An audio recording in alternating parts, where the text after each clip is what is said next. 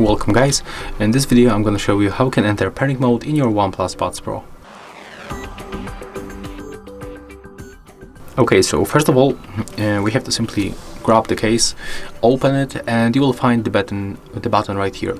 So we have to click and hold this button until this indicator on the front, this one, you will find it right here, start blinking quickly on white. So take a look, click and hold the button and take a look on the indicator.